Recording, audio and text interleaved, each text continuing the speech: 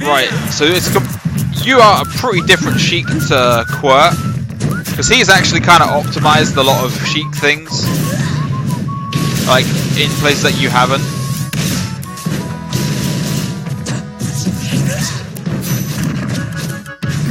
I'm so bad at this. I'm busy watching the game over here. I forgot to look over here.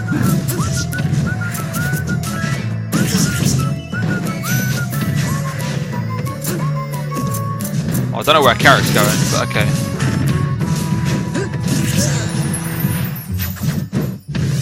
If my hunch is correct from when I played you, you're gonna suffer from a similar thing to Splits in that you know what you're gonna do before you do it, and it's not really. I mean, that was just a good coverage on the jump.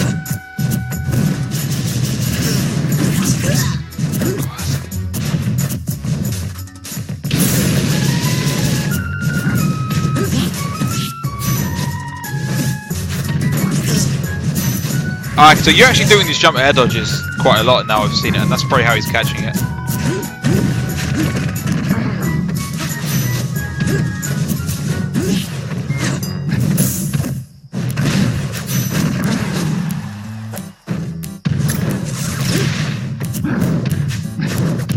These backers are terrifying.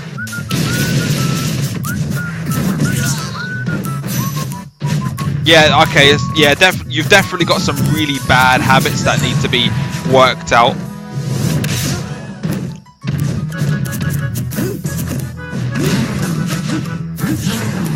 And this is good, but I mean, I'm not sure what the point of the first one was.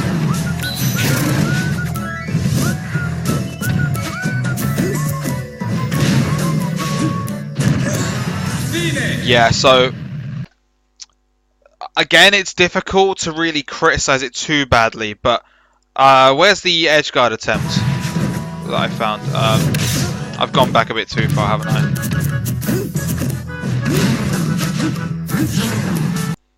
Here, so you should know in this position, I believe this is the right spot, isn't it? No, okay, it's not. It's here. Gone back too far again. Yay for me.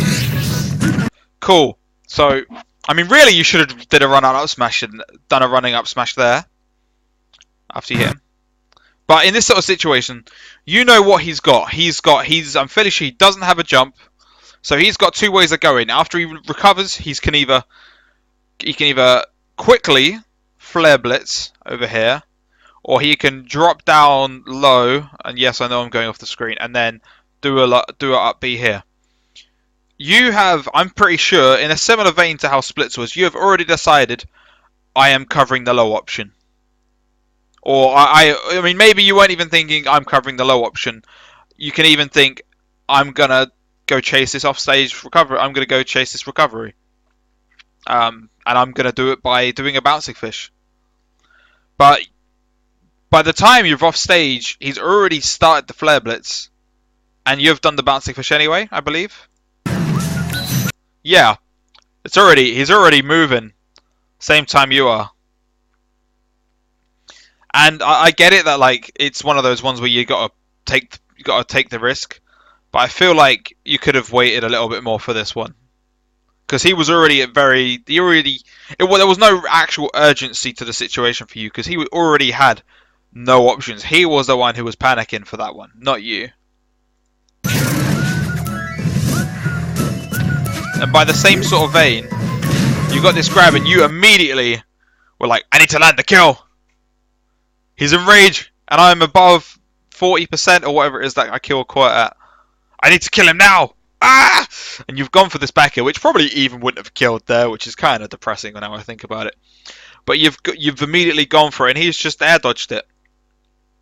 In that sort of situation, you've got to kind of know, right, I'm going to throw him here. I can kill him if I hit him with the right thing. He knows I can kill him if I hit him with the right thing. So he's probably going to be feeling a little bit hot under the collar.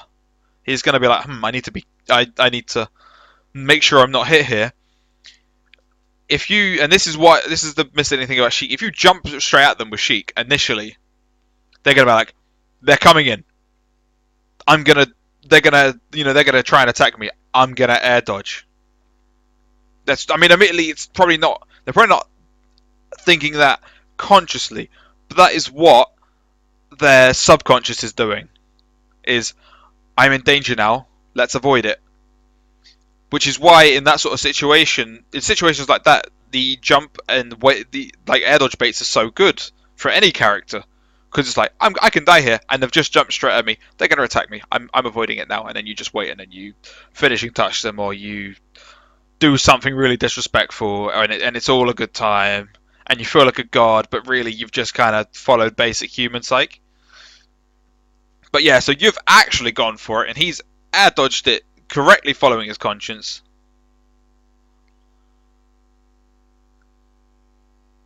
So I feel like it's not too far from what I had been saying to Splits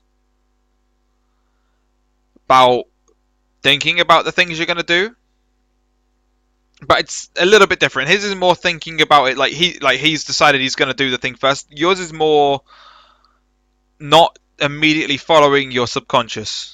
I feel like that was more of an autopilot option than an actual I'm going to do this after I throw him kind of option. And then you eat the up air because Claudio is probably in real time going, ah, cool, the air dodge worked. I can try and punish this.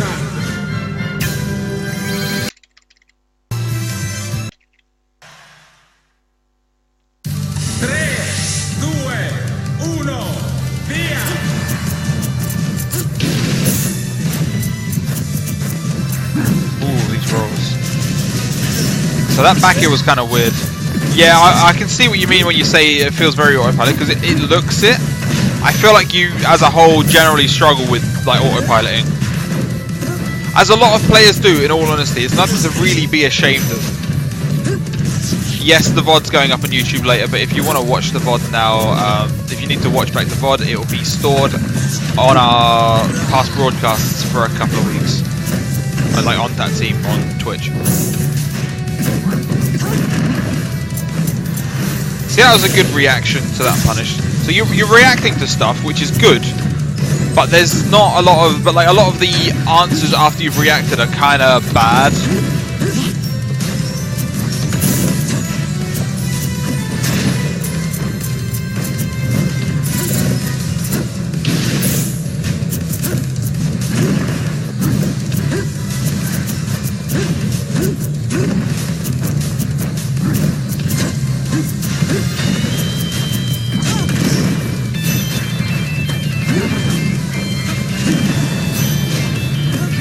That was nice. However, you did a regular get up there, and Claudio was kind of looking in that. He was in the area anyway. It's why standing at the ledge is so broken, by the way. That was nice. Right, we're gonna go back a little bit. I want to rewatch the situation real quick. Right, so right then, when you did that. So you've done this, so now he's like, cool, I'm in a really shit... You can be like, cool, he's in a really shit situation now. And I personally pride myself on being really good at staying rational in this situation and thinking about what they want to do.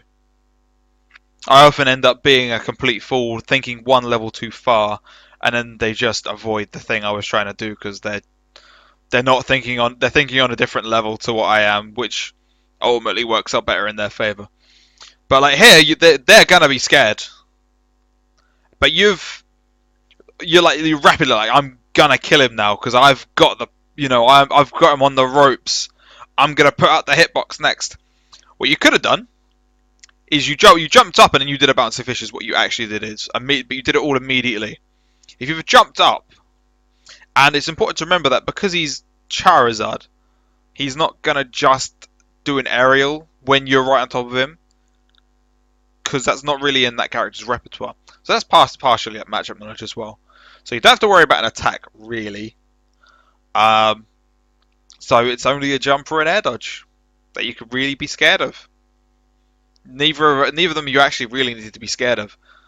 So you can kind of wait. And in this situation, it would be better if you'd have jumped up and and you've done it, and he's like, he's come up and he's jumping up at me. I'm gonna air dodge now. And I've caught Claudio with this before, by the way. He likes to air dodge when you jump up at him. So I can tell that one as a fact because I get him with it all the time. You jump up at him. The immediate human subconscious reaction is to avoid it, and you wait for his evasion to finish, and then you murder him.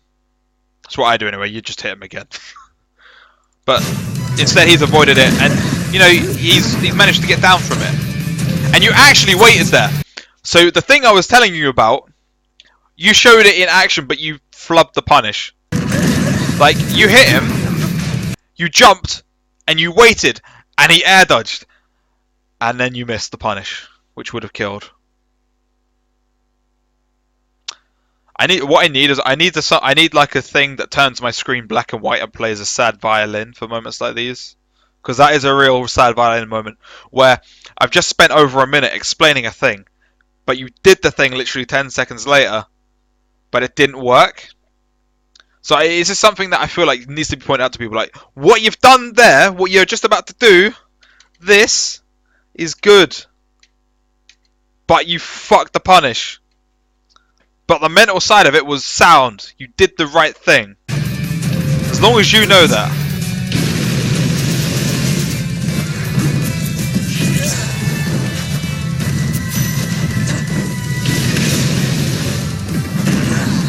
Oof.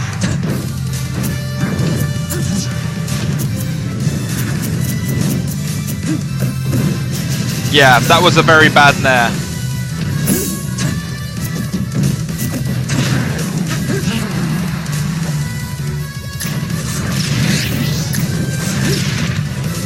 See, he knows he's not in any danger. He's not in any danger here really. Wow. Down smashes.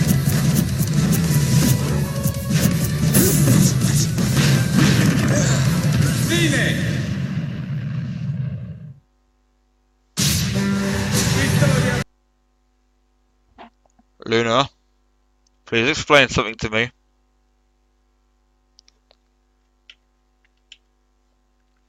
What in all that is holy is that? Why did you go up?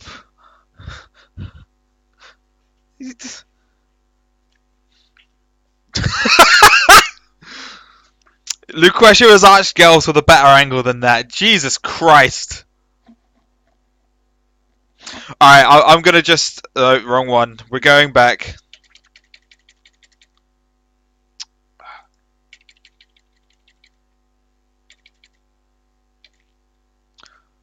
Well, okay.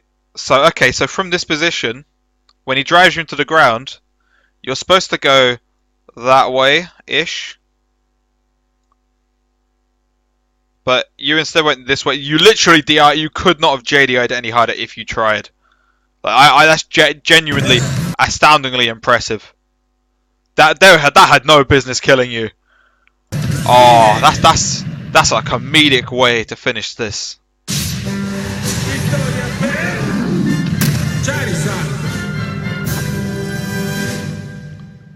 Honestly, that's just made me laugh. That was fucking funny.